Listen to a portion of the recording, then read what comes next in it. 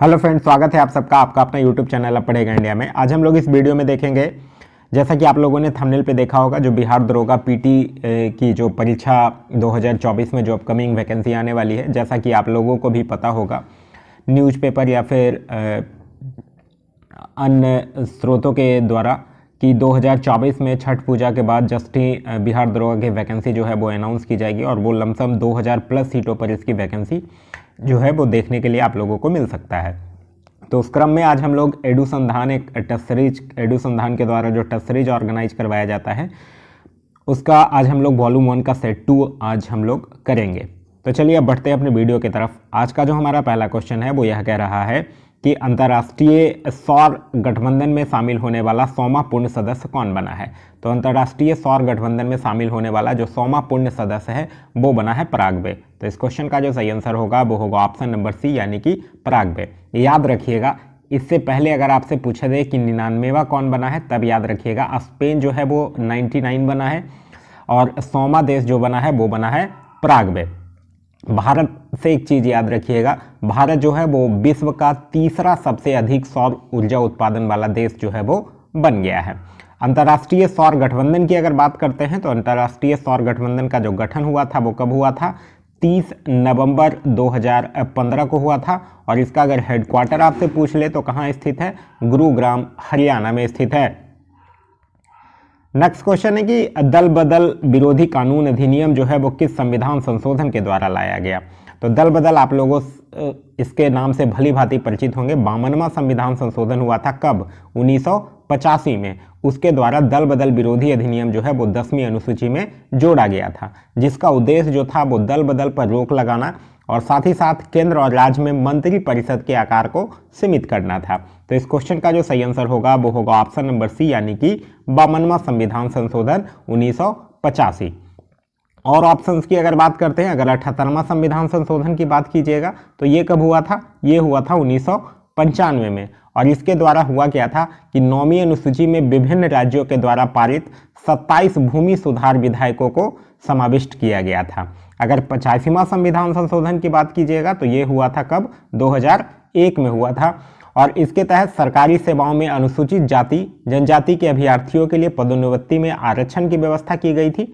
और अगर 93वें संविधान संशोधन की बात कीजिएगा तो 93वां संविधान संशोधन हुआ था 2006 में, जिसके तहत शिक्षा संस्थानों में अनुसूचित जाति और जनजाति यानी SC ST और OBC के नागरिकों के दाखिलों के लिए सीटों की आरक्षण की व्यवस्था की गई थी। नेक्स्ट क्वेश्चन है कि निम्नलिखित सूचियों का सही मिलान कीजिए। एक साइड मसाला है और दूसरा है शीर्ष उत्पादक क्षेत्र। अगर केसर की बात कीजिएगा तो यह जम्मू कश्मीर के साथ मैच करेगा। काली मिर्च की अगर बात कीजिएगा तो केरल के साथ मैच करेगा। केरल से एक और चीज याद रखिएगा, प्राकृतिक रबड़ जो है वो केरल में सबसे ज्यादा उत्पादक है। हल्दी की अगर बात कीजिएगा तो हल्दी आंध्र प्रदेश से एक और इंपॉर्टेंट है तंबाकू, ठीक है।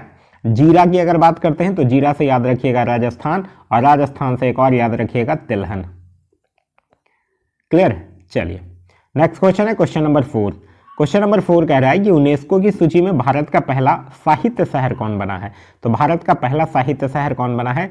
कोझिकोड केरल। तो इस क्वेश्चन का जो सही आंसर होगा वो होगा ऑप्शन नंबर ए, यानी कि कोझिकोड केरल। केरल के कोझिकोड के साहित्य, सिनेमा और मीडिया में प्रमुख योगदान को देखते हुए यह सम्मान जो है वो दिया गया है। आगे है कि फ्रांस का राष्ट्रीय चिन्ह क्या है। राष्ट्रीय चिन्ह की अगर बात कीजिएगा तो फ्रांस का राष्ट्रीय चिन्ह क्या है? फ्रांस का राष्ट्रीय चिन्ह है लिली। तो इस क्वेश्चन का सही आंसर होगा वो होगा option number B, lily. Eagle की अगर बात कीजिएगा तो ईगल जो है वो कहाँ का राष्ट्रीय चित्र है? चिन्ह है स्पेन का। शेर की अगर बात कीजिएगा तो शेर कहाँ का है? नॉर्वे का है। कीवी की अगर बात कीजिएगा तो इससे आप लोग भली भांति परिचित होंगे। कीवी जो है वो कहाँ का है? न्यूजीलैंड का है। अच्छा, अगर अब अपने प्यारे देश भारत की अगर बात कीजिएगा तो भारत का राष्ट्रीय प्रतीक जो है वो सारनाथ स्थित अशोक के सिंह स्तंभ के शीर्ष भाग की अनुकृति है और भारत सरकार जो है उसे 26 जनवरी 1950 को अपनाया था। नेक्स्ट क्वेश्चन है क्वेश्चन नंबर 6 कि निम्नलिखित में से किसे कार्बोमाइड के नाम से जाना जाता है। तो कार्बोमाइड के नाम से किसको जाना जाता है? आप लोग पढ़े होंगे NH2CO NH2 क्या होता है? यूरिया होता है। तो इस क्वेश्चन का जो सही आंसर होगा वो होगा option number C, urea. Urea को कार्बोमाइड के नाम से जाना जाता है और यूरिया का रासायनिक सूत्र होता है NH2CONH2। ठीक है। अच्छा, एक क्वेश्चन पूछा जाता है कि यूरिया को सर्वप्रथम बनाया गया था, कब बनाया गया था? ऐसा क्वेश्चन आप लोगों को एग्जाम में अक्सर देखे होंगे। तो फ्रेडरिक वोल्हर जो थे वो 1828 में कृत्रिम रूप से सर्वप्रथम अमोनियम साइनाइड से यूरिया बनाए थे, ध्यान रखिएगा। नेक्स्ट क्वेश्चन है क्वेश्चन नंबर 6।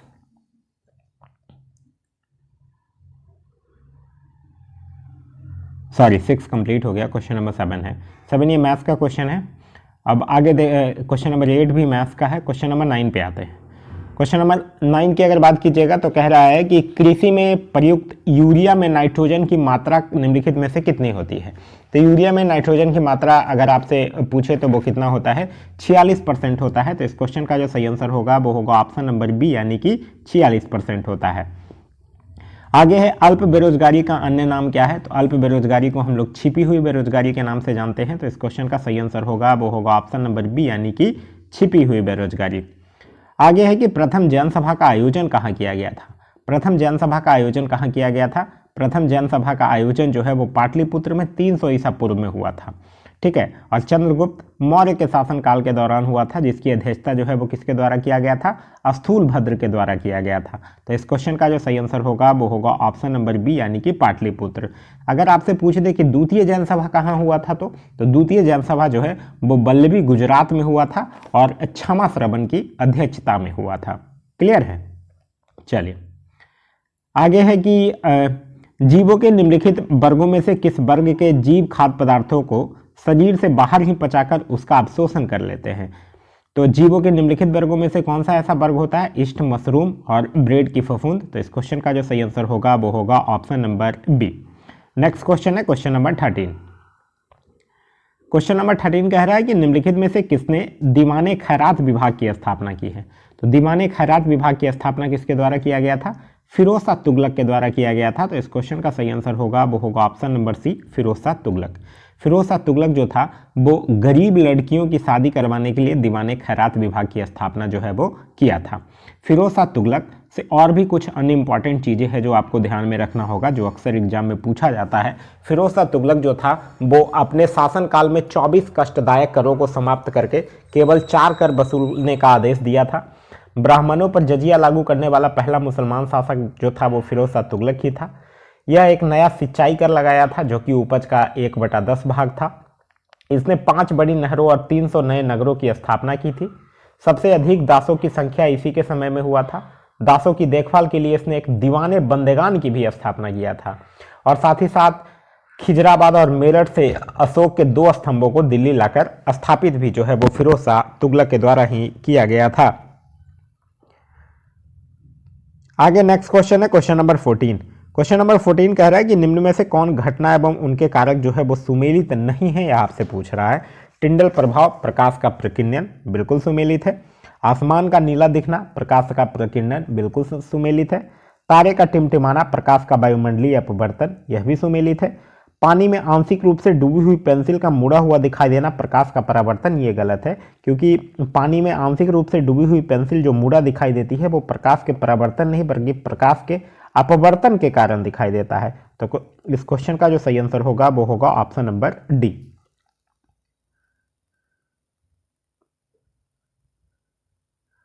नेक्स्ट क्वेश्चन है कि विश्व तंबाकू रोधी दिवस जो है वो कब मनाया जाता है? तो विश्व तंबाकू रोधी दिवस कब मनाया जाता है? 31 मई को मनाया जाता है। तो इस क्वेश्चन का सही आंसर होगा वो होगा ऑप्शन नंबर ए, 31 मई। 14 जून की अगर बात करते हैं तो 14 जून से याद रखिएगा विश्व रक्तदान दिवस मनाया जाता है। 15 मई की बात कीजिएगा तो विश्व परिवार दिवस मनाया जाता है और 22 मई की बात कीजिएगा तो जैविक विविधता दिवस जो है वो मनाया जाता है। किसे प्रतिष्ठित पेन प्रिंटर पुरस्कार 2024 से सम्मानित किया गया है? तो यह किनको किया गया है? अरुंधति रॉय को किया गया है। तो इस क्वेश्चन का जो सही आंसर होगा वो होगा ऑप्शन नंबर बी, यानी कि अरुंधति रॉय को किया गया है। आगे है कि अर्थ के आधार पर वाक्य के कितने भेद होते हैं? तो आप लोग पढ़े होंगे कि अर्थ के आधार पर वाक्य के कितने भेद होते हैं? 8 भेद होते हैं। विधानवाचक, निषेधवाचक, आज्ञावाचक, इच्छावाचक, संकेतार्थक, संदेह सूचक, विस्मयादिवाचक और प्रश्नवाचक। यह 8 वाक्य के भेद होते हैं अर्थ के आधार पर। तो इस क्वेश्चन का जो सही आंसर होगा वो होगा ऑप्शन नंबर डी, यानी कि 8। आगे है कि आधुनिक आवर्त सारणी में एक टेढ़ी मेढ़ी रेखा द्वारा किन तत्वों को एक दूसरे से अलग किया जाता है? तो धातुओं और अधातुओं को अलग किया जाता है। तो इस क्वेश्चन का जो सही आंसर होगा वो होगा ऑप्शन नंबर बी, धातुओं और अधातुओं को। आगे है कि चैलेंजर गर्त का संबंध जो है वो किस महासागर से है? तो चैलेंजर गर्त का संबंध जो है वो किस महासागर से है? प्रशांत महासागर से है। तो इस क्वेश्चन का जो सही आंसर होगा वो होगा ऑप्शन नंबर सी, यानी कि प्रशांत महासागर से है। क्लियर है। एक चीज और ध्यान रखिएगा कि प्रवाल भीतियां जो होती हैं वो प्रशांत महासागर की प्रमुख विशेषता है। नेक्स्ट है कि किसे उत्तरी अटलांटिक संधि संगठन यानी नाटो के अगले महासचिव के रूप में नियुक्त किया गया है? तो नाटो के अगले महासचिव कौन बनाए गए हैं? मार्क रूट बनाए गए हैं। तो इस क्वेश्चन का सही आंसर होगा वो होगा option number A, Mark Rutte, जो कि कौन है? नीदरलैंड के पूर्व प्रधानमंत्री हैं। नाटो की अगर बात कीजिएगा तो नाटो का फुल फॉर्म होता है नॉर्थ अटलांटिक ट्रीटी ऑर्गेनाइजेशन, यानी उत्तरी अटलांटिक संधि संगठन, जिसकी स्थापना जो है वो 4 अप्रैल 1949 को किया गया था। और वर्तमान में इसके जो मेंबर कंट्री है वो कितने हैं? 32 है। आगे है कि भारत के संविधान के प्रस्तावना में कौन से 3 न्याय व्यवस्था की बात कही गई है? तो आप लोग पढ़े होंगे कि भारत की संविधान में प्रस्तावना में 3 प्रकार का न्याय, 5 प्रकार की स्वतंत्रता और 2 प्रकार की सामान्यता का उल्लेख किया गया है। यहां आपसे पूछ रहा है कि कौन कौन से 3 प्रकार की वो न्याय की बात कही गई है? तो वो न्याय है सामाजिक, आर्थिक और राजनीतिक न्याय। तो इस क्वेश्चन का जो सही आंसर होगा वो होगा ऑप्शन नंबर ए, यानी कि सामाजिक, आर्थिक और राजनीतिक न्याय। अगर प्रस्तावना की बात करते हैं तो ध्यान रखिएगा, प्रस्तावना को ही संविधान की कुंजी कहा जाता है और 42वां संविधान संशोधन 1976 के द्वारा इसमें समाजवादी, पंथ निरपेक्ष और राष्ट्र की अखंडता शब्द जो है वो जोड़ा गया था। नेक्स्ट क्वेश्चन है क्वेश्चन नंबर 22। कह रहा है निम्नलिखित में से मुगल सम्राट ने मूलतः आराम बाग का निर्माण करवाया था? तो आराम बाग का निर्माण किसने करवाया था? आराम बाग जो है वो 1528 ईस्वी में आगरा में बनवाया गया था। 1528 ईस्वी में किसका शासन था? बाबर का शासन था। आप लोग पढ़े होंगे 1526 से लेकर 1530 तक बाबर था। और आराम बाग बनाया गया था कब? 1528 में आगरा में बनवाया गया था। आप लोगों को याद होगा बाबर जब मरता है तो बाबर को अस्थायी रूप से यहीं दफनाया जाता है, ठीक है, क्योंकि ये आराम बाग जो है वो भारत का सबसे पुराना मुगल गार्डन है, ठीक है। और बाबर को भी अस्थायी रूप से यहीं दफनाया जाता है, फिर बाद में बाबर का काबुल में दफना दिया जाता है। तो इस क्वेश्चन का जो सही आंसर होगा वो होगा ऑप्शन नंबर डी, यानी कि बाबर। बाबर से याद रखिएगा, बाबर को अपनी उदारता के लिए कलंदर की उपाधि भी दी गई थी। इसने मुसलमान को तमगा नामक कर से मुक्त किया था। बाबर जो है वो प्रसिद्ध नक्शबंदी सूफी ख्वाजा अब्दुल्ला अहरार का अनुयायी था। नेक्स्ट क्वेश्चन है क्वेश्चन नंबर 23। कह रहा है कि स्वपोषी में संचित रहने वाला आंतरिक कोशिकीय ऊर्जा यानी इंटरनल सेलुलर एनर्जी जो है वो किस रूप में होती है? तो वो किस रूप में होती है? स्टार्च के रूप में होता है। तो इस क्वेश्चन का जो सही आंसर होगा वो होगा ऑप्शन नंबर सी, यानी कि स्टार्च के रूप में होता है। आगे है कि किस अंतरिक्ष एजेंसी ने मंगल ग्रह पर बर्फ की खोज की है? तो किस अंतरिक्ष एजेंसी के द्वारा किया गया है? ईएसए के द्वारा किया गया है। ईएसए का मतलब होता है क्या? यूरोपियन स्पेस एजेंसी, यानी कि यूरोपीय अंतरिक्ष एजेंसी के द्वारा अंतरिक्ष यान ने मंगल ग्रह के भूमध्य रेखा के पास विशाल थारिस ज्वालामुखियों पर जमे हुए पानी की पुष्टि किया है। लेकिन ध्यान रखिएगा, इससे पहले नासा भी जो है वो मंगल ग्रह पर पानी की खोज जो है वो कर चुका था। मंगल ग्रह की अगर बात करते हैं यानी मार्स की बात कीजिएगा तो इसको लाल ग्रह कहा जाता है। इसका लाल रंग जो होता है वो आयरन ऑक्साइड के कारण होता है। इसके दिन का मान और एवं अक्ष का झुकाव जो है वो पृथ्वी के समान ही है। और इसके 2 उपग्रह हैं, एक है फोबोस और एक है डिमोस। आगे है कि ऋण के औपचारिक स्रोतों में से इनमें से कौन जो है वो शामिल नहीं है? तो बैंक शामिल है, सहकारी समिति शामिल है, नियोक्ता शामिल नहीं है। तो इस क्वेश्चन का जो सही आंसर होगा वो होगा option number C. Next question है क्वेश्चन नंबर 26। क्वेश्चन नंबर 26 कह रहा है कि निम्नलिखित में से कौन सा रूपांतरण जो है वो प्रकाश संश्लेषण की प्रक्रिया में होता है? तो प्रकाश संश्लेषण में क्या होता है? प्रकाश संश्लेषण में जो प्रकाश ऊर्जा होती है, लाइट एनर्जी जो होता है, वो केमिकल एनर्जी में कन्वर्ट होता है, यानी प्रकाश ऊर्जा से रासायनिक ऊर्जा बनता है। तो इस क्वेश्चन का जो सही आंसर होगा वो होगा option number C. Next question next question है क्वेश्चन नंबर 27। क्वेश्चन नंबर 27 कह रहा है कि यह कथन किस अर्थशास्त्री के द्वारा कहा गया है कि किसी व्यक्ति की बचत उसकी आय का वह भाग है जहां उपभोग की वस्तुओं पर व्यय नहीं की जाती है। सॉरी, यह जो है वो किसका कथन है? ये कथन है जेफरी काउथर का। तो इस क्वेश्चन का जो सही आंसर होगा वो होगा ऑप्शन नंबर ए, जेफरी काउथर।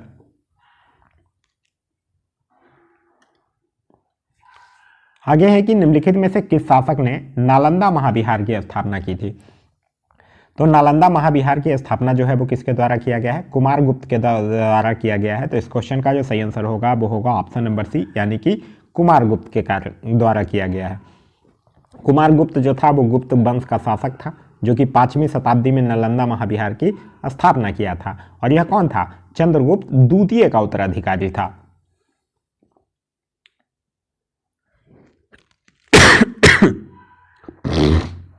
सांगला घाटी जो है वो इनमें से किस राज्य में स्थित है?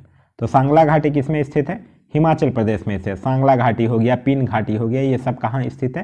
हिमाचल प्रदेश में स्थित घाटियां हैं। तो इस क्वेश्चन का सही आंसर होगा वो होगा ऑप्शन नंबर सी, यानी कि हिमाचल प्रदेश। आगे है कि कॉलम ए में दिए गए शब्दों को कॉलम बी में दिए गए शब्दों से मिलाना है। ठीक है, कह रहा है धनग्राही, तो यह किससे मैच करेगा? नाक से मैच करेगा। तापग्राही, थर्मो की अगर बात कीजिएगा तो यह स्किन से मैच करेगा। रसग्राही की अगर बात कीजिएगा तो यह जीभ से मैच करेगा। और प्रकाशग्राही की अगर बात कीजिएगा तो यह जो है वो आंख के साथ मैच करेगा। नेक्स्ट क्वेश्चन है क्वेश्चन नंबर 31। कह रहा है कि किस औद्योगिक वर्ग में महिलाओं की हिस्सेदारी जो है वो पुरुषों से अधिक है? तो पुरुषों से अधिक महिलाओं के जो अधिकारी है वो हिस्सेदारी जो है वो प्राथमिक क्षेत्र में अत्यधिक है। तो इस क्वेश्चन का सही आंसर होगा वो होगा ऑप्शन नंबर ए, प्राथमिक क्षेत्र, जिसमें कि कृषि, वानिकी, मत्स्य पालन, पशुपालन, ये सब जो आता है वो किस में आता है? प्राथमिक क्षेत्र में आता है। क्लियर है? आगे है कि किसे प्रधानमंत्री के प्रधान सचिव के रूप में नियुक्त किया गया है? तो प्रधानमंत्री के प्रधान सचिव के रूप में नियुक्त किया गया है पी.के. मिश्रा को। तो इस क्वेश्चन का सही आंसर होगा वो होगा ऑप्शन नंबर बी। अच्छा, अगर आपसे पूछ दे प्रधानमंत्री के सलाहकार कौन है, तो अमित खरे और तरुण कपूर हैं। आगे है कि झारखंड राज्य का गठन कब किया गया था? तो झारखंड राज्य का गठन कब किया गया था? 15 नवंबर 2000 को। उत्तराखंड अगर पूछे तो 9 नवंबर 2000 को। और छत्तीसगढ़ अगर पूछे तो 1 नवंबर 2000 को। क्लियर है? यहाँ आपसे झारखंड पूछ रहा है तो आपका सही आंसर होगा 15 नवंबर 2000। आगे कह रहा है कि एक तत्व हो सभी कार्बनिक यौगिकों का आवश्यक अवयव है, संबंधित है।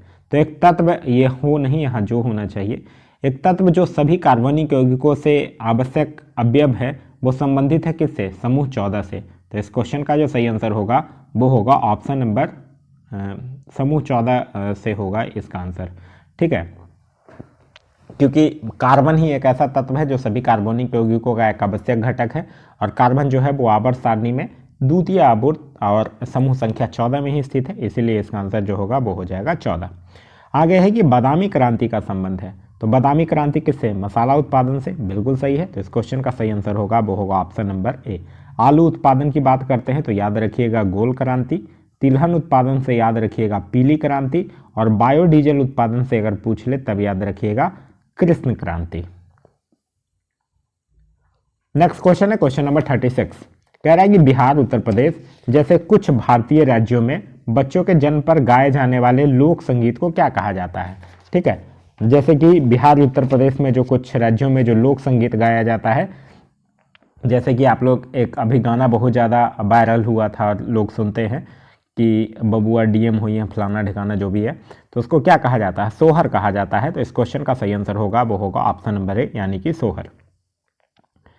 नेक्स्ट है कि निम्न में से किसे 12वें विश्व हिंदी सम्मान 2023 से सम्मानित किया गया है? तो 12वें विश्व हिंदी सम्मान 2023 से सम्मानित किया गया है उषा ठाकुर को। तो इस क्वेश्चन का सही आंसर होगा वो होगा option number D, Usha Thakur. याद रखिएगा यह पुरस्कार जो है वो भारत सरकार के विदेश मंत्रालय के द्वारा दिया जाता है।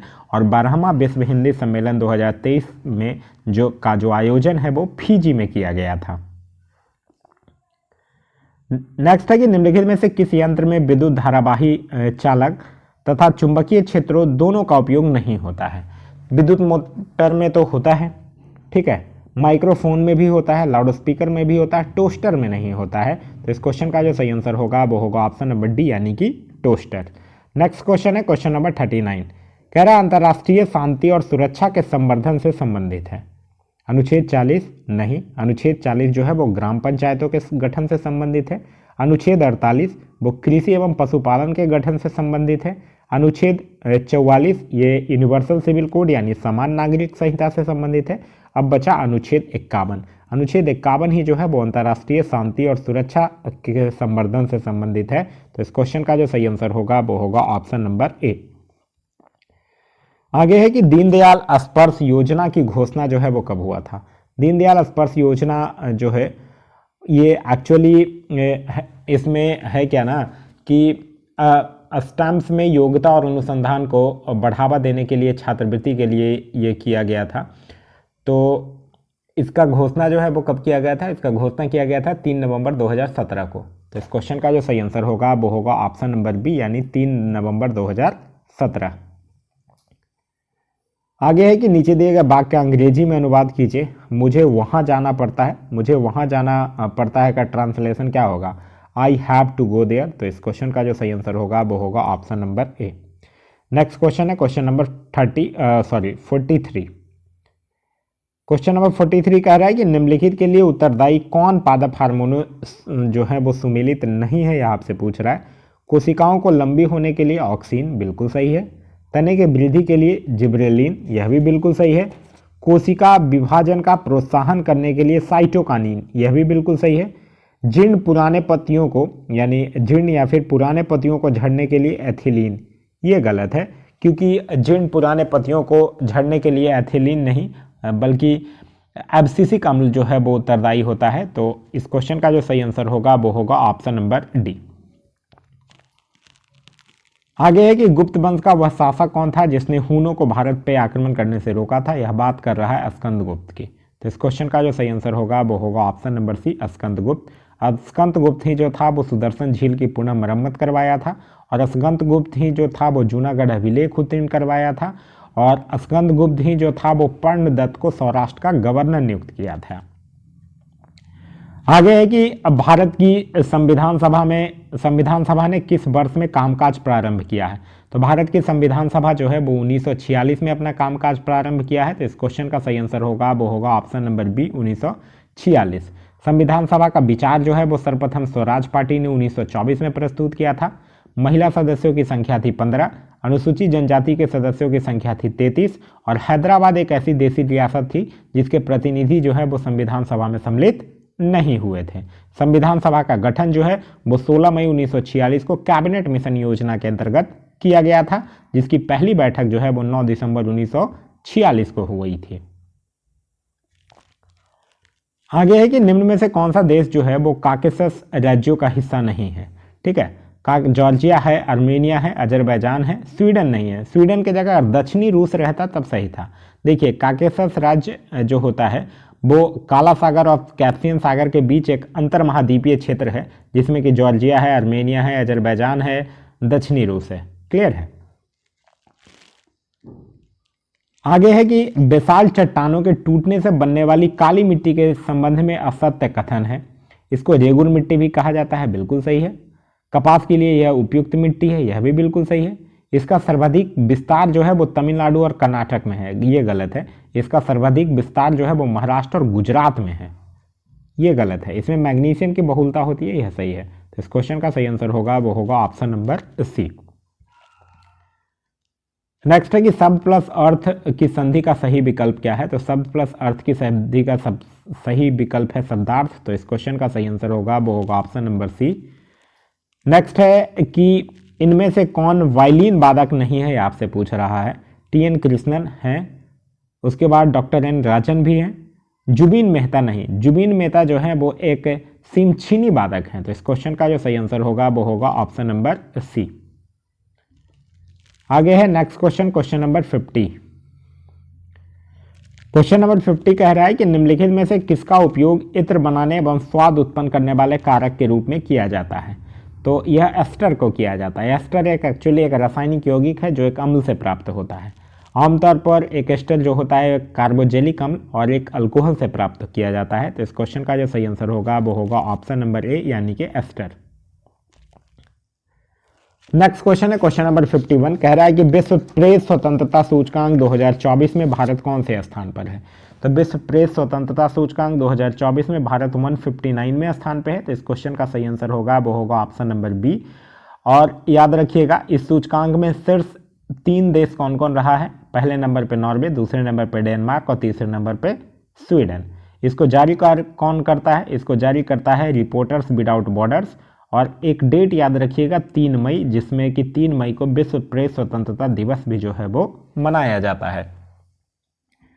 आगे है क्वेश्चन नंबर 52 कि अंतर्राष्ट्रीय पतंग महोत्सव किस राज्य का लोकप्रिय सांस्कृतिक उत्सव है। तो अंतर्राष्ट्रीय पतंग महोत्सव जो है वो गुजरात का राज्य का एक लोकप्रिय सांस्कृतिक उत्सव है। तो इस क्वेश्चन का जो सही आंसर होगा वो होगा ऑप्शन नंबर डी, गुजरात में। और यह हर वर्ष 14 जनवरी को मकर संक्रांति के उपलक्ष्य पर मनाया जाता है। गुजरात से याद रखिएगा 12वां दिव्य कला मेला 2024 का आयोजन जो है वो सूरत गुजरात में ही किया गया है। आगे भारतीय लोक और जनजातीय कला प्रदर्शनी हुनर कहाँ प्रारंभ हुआ है। तो हुनर कहाँ प्रारंभ हुआ है, दुबई में हुआ है। तो इस क्वेश्चन का सही आंसर होगा वो होगा option number C, Dubai. Dubai से एक मोस्ट इंपॉर्टेंट क्वेश्चन याद रखिएगा, COP 28 का आयोजन भी जो है वो कहाँ हुआ है, दुबई में ही हुआ है। नेक्स्ट क्वेश्चन है क्वेश्चन नंबर 54, कह रहा है कि जब एक किरण अपवर्तित होती है तो उसके वेग में परिवर्तन होता है। इसके संदर्भ में निम्न में से कौन सा कथन सत्य है, यह आपको बताना है। बिरल से सघन माध्यम में जाने पर वेग बिरल से सघन माध्यम में जाने पर वेग बढ़ता है, ये तो गलत है, क्योंकि वेग क्या होता है, घटता है। आपसे यहाँ से सत्य पूछ रहा है तो यह तो नहीं होगा। फिर है बिरल से सघन माध्यम में जाने पर वेग घटता है, हाँ बिल्कुल घटता है। तो इस क्वेश्चन का सही आंसर होगा वो होगा option number B. Next question है क्वेश्चन नंबर 55 कि CSIR की स्थापना कब हुई है। CSIR का मतलब होता है council of scientific and industrial research, जिसकी स्थापना कब हुई है, 1942 में। मुख्यालय जो इसका है वो नई दिल्ली में है और इसके अध्यक्ष जो है वो कौन होते हैं, प्रधानमंत्री होते हैं। तो इस क्वेश्चन का सही आंसर होगा वो होगा ऑप्शन नंबर बी, यानी कि 1942 में। आगे है कि चैट GPT का विस्तृत रूप क्या है। चैट GPT का मतलब होता है chat generative pre train transformer, ठीक है, जो कि एक ओपन AI टूल है जो कि यूजर की आवश्यकता अनुसार जानकारी को साझा करता है। तो इस क्वेश्चन का जो सही आंसर होगा वो होगा option number C, chat generative pre train transformer. Next question है क्वेश्चन नंबर 57 कि भारत में सबसे पहले राष्ट्रीय आय का अनुमान जो है वो किसके द्वारा लगाया गया था। तो भारत में सबसे पहले राष्ट्रीय आय का अनुमान जो है वो 1868 में दादा भाई नौरोजी के द्वारा लगाया गया था। उनकी एक पुस्तक थी property and un British rule in India, उसमें प्रति व्यक्ति वार्षिक आय जो है वो 20 रुपया बताया गया था। नेक्स्ट क्वेश्चन है क्वेश्चन नंबर 58 कि भारत के राष्ट्रपति को उसके पद से हटाया जा सकता है। तो भारत के राष्ट्रपति को उसके पद से, आप लोग पढ़े होंगे अनुच्छेद 61, अनुच्छेद 61 में महाभियोग का बात किया गया है कि संसद के किसी भी सदन के द्वारा उस पर महाभियोग जो है वो लगाया जा सकता है। तो किसके द्वारा हटाया जा सकता है, संसद के द्वारा। तो इस क्वेश्चन का सही आंसर होगा वो होगा ऑप्शन नंबर ए। आगे है कि निम्न में से कौन जो है वो बाह्य ग्रह है, ठीक है। बाह्य ग्रह अगर आपसे पूछे तो कौन कौन है, बृहस्पति है, शनि है, अरुण है, वरुण है, ठीक है। तो इस क्वेश्चन का जो सही आंसर होगा वो होगा ऑप्शन नंबर सी, यानी कि शनि। शनि का घनत्व जो होता है वो सभी ग्रहों और जल से भी कम होता है और शनि जो है वो आकार में दूसरा सबसे बड़ा ग्रह है। नेक्स्ट क्वेश्चन है क्वेश्चन नंबर 60 कि पैलेडियम अथवा निकेल उत्प्रेरक की उपस्थिति में तेल हाइड्रोजन से अभिकृत कराने पर वसा देते हैं, यह उदाहरण है। यह उदाहरण है किसका, एडिशनल अभिक्रिया का, संकलन अभिक्रिया का। तो इस क्वेश्चन का जो सही आंसर होगा वो होगा ऑप्शन नंबर ए, यानी कि संकलन अभिक्रिया। नेक्स्ट क्वेश्चन है क्वेश्चन नंबर 61 कि प्रशासन के क्षेत्र में चोल राजवंश का मुख्य योगदान क्या था। तो प्रशासन के क्षेत्र में चोल राजवंश का मुख्य योगदान था एक संगठित स्थानीय स्वशासन। तो इस क्वेश्चन का जो सही आंसर होगा वो होगा ऑप्शन नंबर डी, एक संगठित स्थानीय स्वशासन। चोल राजवंश की अगर बात कीजिएगा तो चोल राजवंश का संस्थापक था विजयलाल, राजधानी थी तंजावुर और संपूर्ण चोल साम्राज्य जो था वो 6 मंडलों में विभक्त था। चोल कालीन नटराज की जो प्रतिमा थी उसको चोल कला का सांस्कृतिक सार भी कहा जाता है।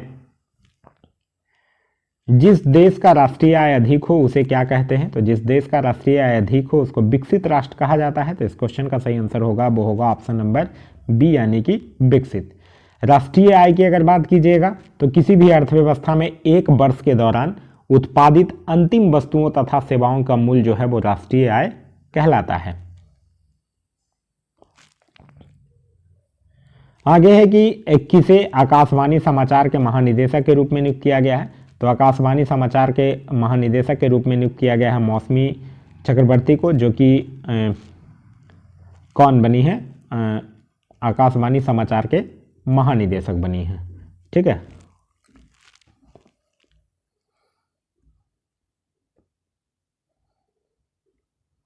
चलिए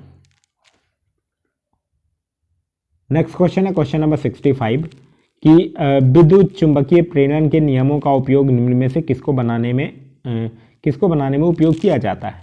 तो किसको बनाने में इसका उपयोग किया जाता है, जनित को बनाने में। तो इस क्वेश्चन का जो सही आंसर होगा वो होगा option number D. Next question कह रहा है कि निम्न में से किस अनुच्छेद में पाकिस्तान से भारत आए लोगों के लिए नागरिकता के अधिकार का उल्लेख है। तो यह किस अनुच्छेद में है, अनुच्छेद 6 में। भारतीय संविधान का जो अनुच्छेद 6 है वो पाकिस्तान से भारत आने वाले व्यक्तियों की नागरिकता के अधिकार से संबंधित है। और यह अनुच्छेद जो है वो वर्णन करता है कि यदि व्यक्ति ने 19 जुलाई 1948 से पहले पाकिस्तान से भारत में प्रव्रजन किया है तो उस व्यक्ति को भारत का नागरिक माना जाएगा। तो इस क्वेश्चन का जो सही आंसर होगा वो होगा ऑप्शन नंबर सी, अनुच्छेद 6। आगे है कि उमियम झील जो है वो किस राज्य में स्थित है। तो यह किस राज्य में स्थित है, मेघालय में स्थित है। तो इस क्वेश्चन का सही आंसर होगा वो होगा option number B, Meghalaya. Manipur की अगर बात करते हैं तो एक मोस्ट इंपॉर्टेंट याद रखिएगा, लोकटक झील, जो कि अक्सर एग्जाम में पूछा जाता है। आगे है कि सबसे तरल मुद्रा जो है वो क्या है। तो सबसे तरल मुद्रा की अगर बात कीजिएगा तो वो क्या है, M1 है। ठीक है, तो इस क्वेश्चन का जो सही आंसर होगा वो होगा ऑप्शन नंबर ए, M1।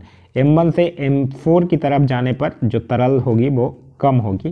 कहने का मतलब है कि सबसे ज़्यादा तरल पूछे तो M1 और सबसे कम तरल पूछे तो M4। एक पुष्प में लैंगिक जनन की परिघटनाओं का सही क्रम निम्नलिखित में से कौन सा है। तो पुष्प में लैंगिक जनन परिघटनाओं का सही क्रम अगर देखिएगा तो सबसे पहले क्या होता है, पॉलिनेशन, फिर फर्टिलाइजेशन, फिर एम्ब्रो, फिर सेडलिंग, यानी परागन, निषेचन, भ्रूण और नवोदित। तो इस क्वेश्चन का जो सही आंसर होगा वो होगा option number C. Next question है पूना समझौता 1932 किसके बीच हुआ था। तो पूना समझौता आप लोगों को याद ही होगा 1932 में सांप्रदायिक प्रचारण में दलितों के लिए प्रांतीय विधानसभा में पृथक निर्वाचक प्रणाली को समाप्त करके उनके लिए 71 के बदले में 148 स्थान जो है वो सुरक्षित रखे गए थे गांधी जी और BR अम्बेडकर के बीच। तो इस क्वेश्चन का जो सही आंसर होगा वो होगा option number B, Mahatma Gandhi और भीमराव अम्बेडकर। आगे है कि मई 2024 में कांस फिल्म महोत्सव में सर्वश्रेष्ठ अभिनेत्री का पुरस्कार जीतने वाली पहली भारतीय कौन है। तो उनका नाम क्या है, अनसुईया सेनगुप्ता। तो इस क्वेश्चन का जो सही आंसर होगा वो होगा option number B, Anusuya Sengupta. Next question है क्वेश्चन नंबर 73। अच्छा इधर ही है। क्वेश्चन नंबर 73 कह रहा है कि भारत का अंतिम वायसराय कौन था। भारत का अंतिम वायसराय कौन था, लॉर्ड माउंटबेटन था। तो इस क्वेश्चन का जो सही आंसर होगा वो होगा option number B, lord Mountbatten. और इसका टेन्योर कब से कब तक था, मार्च 1947 से लेकर जून 1948 तक था। ठीक है, स्वतंत्र भारत का प्रथम governor general Lord Mountbatten. Lord Mountbatten के शासनकाल में ही 4 जुलाई 1947 को ब्रिटिश संसद में क्लाइमेट इटली के द्वारा भारतीय स्वतंत्रता विधेयक प्रस्तुत किया गया था, जो कि 18 जुलाई को पारित किया गया था। चलिए आगे है कि भारत की संचित निधि से धन निर्गत करने पर किसका नियंत्रण है। संचित निधि से धन निर्गत करने पर नियंत्रण किससे है। तो आप लोग पढ़े होंगे कि संचित निधि से जब कोई भी राशि निकाला जाता है तो संसद की अनुमति अनिवार्य होती है, यानी संसद। तो इस क्वेश्चन का सही आंसर होगा वो होगा ऑप्शन नंबर बी। और संसद जो है वो अनुच्छेद 114 के तहत विनियोग अधिनियम के माध्यम से अनुमति प्रदान जो है वो करता है। अच्छा, संचित निधि से एक चीज याद रखिएगा, अनुच्छेद 266, संविधान के अनुच्छेद 266 में ही संचित निधि का प्रावधान जो है वो किया गया है।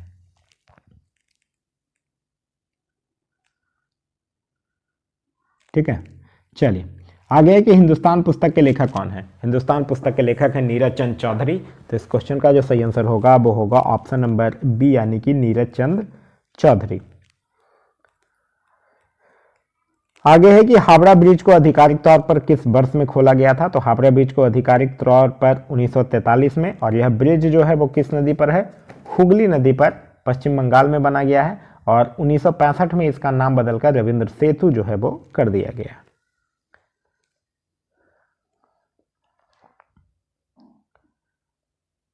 चलिए आगे है कि अमृता देवी बिश्नोई राष्ट्रीय पुरस्कार किस उत्कृष्ट कार्य के लिए दिया जाता है। तो अमृता देवी बिश्नोई राष्ट्रीय पुरस्कार जो है वो जीव संरक्षण हेतु दिया जाता है। तो इस क्वेश्चन का जो सही आंसर होगा वो होगा ऑप्शन नंबर डी, जीव संरक्षण हेतु। नेक्स्ट है कि ग्राम सभा का अभिप्राय है अनुच्छेद 40 ग्राम पंचायतों का संगठन और कहता है कि ग्राम स्तर के पंचायत के निर्वाचक नामावली में पंजीकृत लोग। तो इस क्वेश्चन का जो सही आंसर होगा वो होगा option number D. Next question है क्वेश्चन नंबर 81 कि 2011 की जनगणना के अनुसार सर्वाधिक लिंगानुपात जो है वो किस राज्य की है। तो सर्वाधिक लिंगानुपात किस राज्य का है? केरल का है। कितना? 1084। और न्यूनतम अगर आपसे पूछ दे तब कौन है? हरियाणा है, जिसका कितना है? 879। और भारत का अगर टोटल पूछ दे तब कितना है? 943। तीनों याद रखिएगा। आगे है कि निम्नलिखित में से किसने मद्रास में रैयतवाड़ी व्यवस्था लागू की थी। तो मद्रास में रैयतवाड़ी व्यवस्था जो है वो थॉमस मुनरो के द्वारा लागू किया गया था। थॉमस मुनरो जो मद्रास का कौन था? गवर्नर था। कब से कब तक? 1820 से लेकर 1827 तक था। तो इस क्वेश्चन का जो सही आंसर होगा वो होगा option number C, sir Thomas Munro. आगे है कि वर्ष 2024 में व्लादिमीर पुतिन ने कौन सी बार रूस के राष्ट्रपति के रूप में शपथ लिया है। तो रूस के राष्ट्रपति के रूप में 5वीं बार शपथ लिया है। तो इस क्वेश्चन का सही आंसर होगा वो होगा ऑप्शन नंबर ए, 5वीं बार। रूस की राजधानी कहाँ है? रूस की राजधानी है मॉस्को। शरीर के भीतर स्थित अंगों के प्रतिबिंब बनाने के लिए एमआरआई स्कैन किया जाता है। एमआरआई का पूर्ण रूप क्या है? एमआरआई का पूर्ण रूप होता है मैग्नेटिक रिसोर्स इमेजिंग। तो इस क्वेश्चन का जो सही आंसर होगा वो होगा ऑप्शन नंबर रिसोर्स नहीं, सॉरी, रिजोनेंस। तो इस क्वेश्चन का सही आंसर होगा वो होगा option number D, magnetic resonance imaging. आगे है कि बंद अर्थव्यवस्था में घरेलू वस्तुओं की मांग के स्रोत के संदर्भ में गलत स्रोत का पहचान करें। उपभोग सही है, घरेलू निवेश सही है, सरकारी खर्च सही है, घरेलू बाजार गलत है। तो इस क्वेश्चन का सही आंसर होगा वो होगा ऑप्शन नंबर डी। देखिए, बंद अर्थव्यवस्था में घरेलू वस्तुओं की मांग के 3 ही स्रोत हैं, उपभोग, सरकारी खर्च और घरेलू निवेश। आगे, भारतीय संविधान के तहत कितने प्रकार के आपातकाल प्रावधान जो है वो सन्निहित है। तो कितने प्रकार के आपातकाल अगर है भारतीय संविधान के अकॉर्डिंग देखिएगा तो कितने प्रकार के आपातकाल की व्यवस्था है? 3 प्रकार के आपातकाल की व्यवस्था है। अनुच्छेद 352 राष्ट्रीय आपातकाल, अनुच्छेद 356 राष्ट्रपति शासन और अनुच्छेद 360 वित्तीय आपातकाल। तो इस क्वेश्चन का जो सही आंसर होगा वो होगा option number C. Next question है क्वेश्चन नंबर 87। सुभाष चंद्र बोस ने भारतीय राष्ट्रीय कांग्रेस से निकलने के बाद किस पार्टी की स्थापना की थी? तो सुभाष चंद्र बोस जो है वो भारतीय राष्ट्रीय कांग्रेस से निकलने के बाद फॉरवर्ड ब्लॉक की स्थापना किए थे। तो इस क्वेश्चन का जो सही आंसर होगा वो होगा ऑप्शन नंबर बी, यानी कि फॉरवर्ड ब्लॉक। और 1943 में आज़ाद हिंद सरकार की स्थापना किए थे। आप लोगों को याद होगा सुभाष चंद्र बोस जो है वो कांग्रेस का जो त्रिपुरी अधिवेशन हुआ था उसमें गांधी जी से मतभेद हो गया था और इसके बाद इन्होंने फॉरवर्ड ब्लॉक की स्थापना कर लिए थे। इन्होंने एक नारा दिया था, दिल्ली चलो, जय हिंद, तुम मुझे खून दो मैं तुम्हें आज़ादी दूंगा। और एक पत्रिका इनसे याद रखिएगा, इंडियन स्ट्रगल। आगे है कि हाल ही में किस देश में T20 विश्व कप 2024 जीता है। तो किस देश ने जीता है T20 विश्व कप? भारत जीता है साउथ अफ्रीका को हराकर। तो इस क्वेश्चन का जो सही आंसर होगा वो होगा ऑप्शन नंबर बी, यानी कि भारत। नेक्स्ट है कि नेपाल की सीमा को स्पर्श करने वाले बिहार के जिलों का समूह है। तो नेपाल का 7 बिहार के जिलों का समूह है। तो बिहार का 7 जिला जो है वो नेपाल को करता है। वो है कौन कौन? पूर्वी चंपारण, पश्चिमी चंपारण, सीतामढ़ी, मधुबनी, अररिया, किशनगंज और सुपौल। तो इस क्वेश्चन का जो सही आंसर होगा वो होगा ऑप्शन नंबर सी।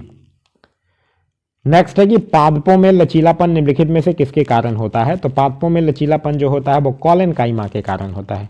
तो इस क्वेश्चन का जो सही आंसर होगा वो होगा ऑप्शन नंबर ए, यानी कि कॉलेनकाइमा। आगे है कि which of the following is a passive voice. Passive voice कौन है? Teacher taught me this chapter नहीं है, I was to do that work नहीं है, Vikram was caught red handed ये है। तो इस क्वेश्चन का जो सही आंसर होगा वो होगा ऑप्शन नंबर सी। नेक्स्ट है कि निम्नलिखित में से कौन सा कबड्डी में चेतावनी कार्ड का रंग नहीं है? हरा है, पीला है, लाल है, काला नहीं है। ग्रीन कार्ड जो होता है वो उल्लंघन करने वाले को प्रारंभिक चेतावनी के रूप में ग्रीन कार्ड दिया जाता है। लाल कार्ड जो होता है वो शेष मैच के लिए निलंबन के लिए दिया जाता है। और पीला कार्ड जो होता है वो 2 मिनट के लिए निलंबित किया जाता है। काला का कोई कार्ड नहीं होता है। तो इस क्वेश्चन का जो सही आंसर होगा वो होगा ऑप्शन नंबर डी, यानी कि काला। नेक्स्ट है कि भारतीय वन्यजीव संस्थान के अनुसार वर्ष 2024 में भारत गंगा नदी डॉल्फिन की आबादी किस राज्य में सबसे अधिक है? तो गंगा नदी डॉल्फिन की आबादी सबसे अधिक जो है वो उत्तर प्रदेश में है। तो इस क्वेश्चन का जो सही आंसर होगा वो होगा option number D, Uttar Pradesh. फिर इनमें से कौन जो है वो खरीफ फसल का उदाहरण नहीं है? खरीफ फसल कौन होता है? जो जून जुलाई में बोया जाता है और नवंबर दिसंबर में काट लिया जाता है। तो सरसों नहीं, सरसों ही जो है वो रबी फसल है। ज्वार जो है वो खरीफ फसल है। तो इस क्वेश्चन का जो सही आंसर होगा वो होगा ऑप्शन नंबर ए, यानी कि सरसों। नेक्स्ट क्वेश्चन है क्वेश्चन नंबर 95। क्वेश्चन नंबर 95 कह रहा है कि योजना आयोग की स्थापना जो है वो कब हुई थी? योजना आयोग की स्थापना कब हुआ था? 15 मार्च 1950 को। तो इस क्वेश्चन का सही आंसर होगा वो होगा ऑप्शन नंबर ए, 15 मार्च 1950। और फिर जो है वो भारत सरकार 1 जनवरी 2015 को भारत सरकार के एक योजना के द्वारा ये योजना आयोग का खत्म करता है और नीति आयोग का गठन करता है। आगे है कि गवर्नमेंट ऑफ इंडिया एक्ट 1935 जो है वो किस पर आधारित था? तो गवर्नमेंट ऑफ इंडिया एक्ट जो है 1935 वो साइमन कमीशन की रिपोर्ट पर आधारित था। तो इस क्वेश्चन का जो सही आंसर होगा वो होगा ऑप्शन नंबर ए, साइमन कमीशन। साइमन कमीशन का गठन हुआ था 1927 में और 1928 में यह भारत आया था। सरस्वती सम्मान 2023 किसे प्रदान किया गया है? तो 2023 का सरस्वती सम्मान की अगर बात कीजिएगा तो वो प्रभा वर्मा को प्रदान किया गया है। तो इस क्वेश्चन का जो सही आंसर होगा वो होगा ऑप्शन नंबर ए। यह सरस्वती सम्मान जो है वो के बिरला फाउंडेशन के द्वारा दिया जाता है और 2023 का दिया गया है प्रभा वर्मा को। और इनकी एक मलयालम काव्य कृति थी रौद साबितकम, उसके लिए इनको यह प्रतिष्ठित अवार्ड जो है वो दिया गया है। आगे है कि खादीन, बांधी, आहार और कट्टा वो प्राचीन संरचनाएं हैं जो निम्नलिखित में से किसके लिए प्रयोग की जाती थी? तो ये सब जल संभरण के लिए प्रयोग किया जाता था। तो इस क्वेश्चन का सही आंसर होगा वो होगा ऑप्शन नंबर सी। नेक्स्ट है कि एक देश की मुद्रा की किसी अन्य देश की मुद्रा के रूप में कीमत को क्या कहते हैं? तो उसको विदेशी विनिमय दर कहते हैं, फॉरेन एक्सचेंज रेट कहा जाता है। तो इस क्वेश्चन का जो सही आंसर होगा वो होगा ऑप्शन नंबर ए। आगे है कि अफीम युद्ध किन 2 देशों के बीच हुआ था? तो अफीम युद्ध प्रथम अफीम युद्ध आप लोग पढ़े होंगे कि 1839 से लेकर 1842 तक, और दूसरा अफीम युद्ध 1856 से लेकर 1860 तक। यहाँ पूछ रहा है अफीम युद्ध किन 2 देशों के बीच हुआ था? तो चीन और इंग्लैंड के बीच हुआ था। तो इस क्वेश्चन का सही आंसर होगा वो होगा ऑप्शन नंबर बी, चीन और इंग्लैंड के बीच हुआ था। तो यह था हमारा आज का वीडियो। आज का वीडियो आप लोगों को कैसा लगा कमेंट करके ज़रूर बताइएगा। साथ ही साथ इस वीडियो से कुछ सीखने के लिए मिला तो कमेंट करके ज़रूर बताइएगा। और यह वीडियो पसंद आ रहा है तो अपने दोस्तों के साथ शेयर करना ना भूलें। इसी तरह से एडुसंधान के आगे भी अगर आप लोगों को सेट्स चाहिए तो कमेंट करके ज़रूर बता दीजिएगा। Thanks for watching.